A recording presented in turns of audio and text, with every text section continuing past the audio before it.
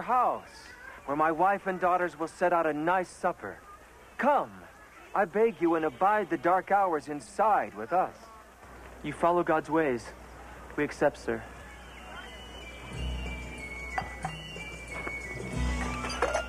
Come.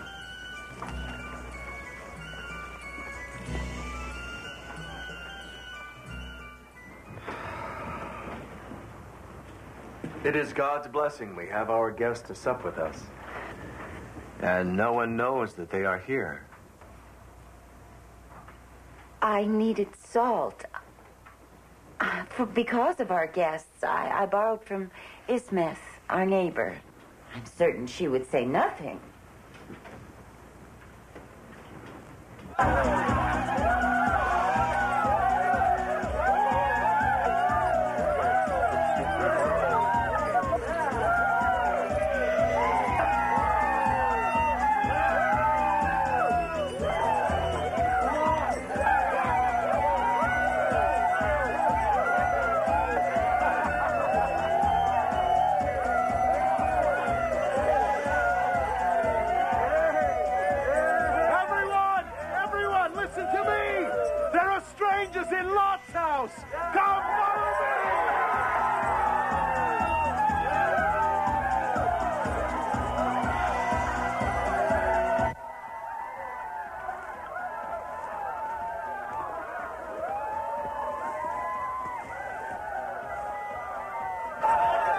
The revelers went directly to Lot's house.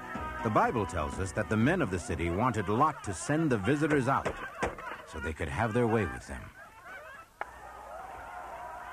Who could it be that disturbed this house in the late hour?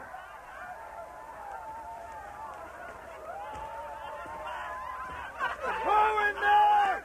You son of a camel! You abide in our city, you will live as we do!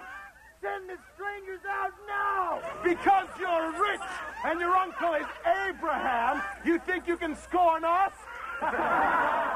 Lot wanted to protect his guests at all costs, but found that nothing he could do could deter the demanding crowd.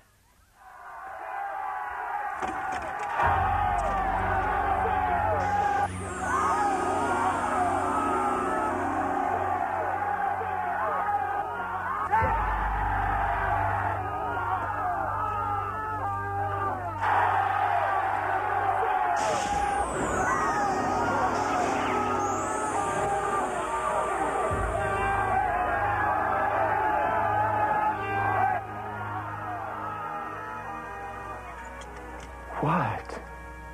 Who are you, sirs? Angels of the Lord, good Lot. We have come here on his mission to destroy this evil place and the other cities of abomination. Have you any other family not living under this roof? The men who will become my sons-in-law. When the first light breaks, gather up all of your family and those goods you can carry. Make haste that you depart this city at dawn, for we have come to destroy it with fire and brimstone. Over the years, critics of the literal interpretation of the Bible have dismissed these versions as allegory, pure and simple, telling one story to get a different point across. The criticism is centered on one key issue. There was no evidence that the 5 cities destroyed by God ever existed. The Bible suggests that there were 5 rivers that were able to sustain and support 5 different cities. And yet there was absolutely no indication of agriculture being a big industry there. And certainly the history of the neighboring towns and the country around it does not support the fact that there were any such 5 rivers or 5 cities in that particular area. In 1978, Professor Giovanni Pettinato of the University of Rome published an ancient cuneiform tablet known as the Ebla Geographical Atlas. This comes from the mid-3rd millennium BC. It's a list which contains 290 ancient place names. These names come from Syria and from Canaan. That's the biblical Canaan in which the patriarchs lived. Of the 290 names, several of these bear upon Genesis 14 and the cities of the plain. Name number 211 is Sodom, perfectly equivalent, clear to read, and phonetically equivalent with the biblical Sodom. 8 names later comes the name of Aqabu. That's equivalent to the modern Aqaba, which is the Gulf at the northeast end of the Red Sea. This name of Aqaba gives us a very important clue as to where this Sodom is located. That puts it in southern Transjordan. That's where the biblical Sodom was located. One of the biggest reasons for locating Sodom and Gomorrah toward the southern end of the Dead Sea is because of its association with the city of Zoar.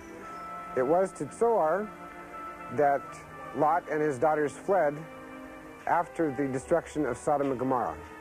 Zoar is located, according to the Medeba mosaic map, discovered a few years ago in a Byzantine church in what is now Jordan, in the southeast area of the Dead Sea region. In the first light of morning, while Sodom still echoed with the pagan celebration, Lot obeyed the orders of the avenging angels and prepared to leave the city, taking only what they could carry. Where are the sons-in-law to be for your daughters? They did not believe me. They hear the music still playing. They think I am making a joke or telling a lie. Then they are doomed. Hurry, there's little time. And do not look back. Is it really true, my lords? God commands you to destroy this city? This and all the cities of the plain. But not Zoar, certainly not Zoar. Where shall we go to stay? We will spare Zoar from the destruction till you have passed beyond there. But go. Go now and remember that you and your family cannot look back, or you most certainly will die.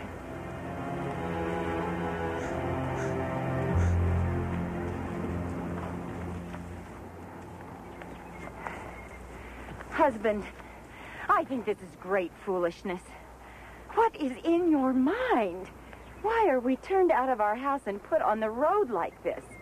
Because those men are angels of the Lord God, who this day will destroy the city.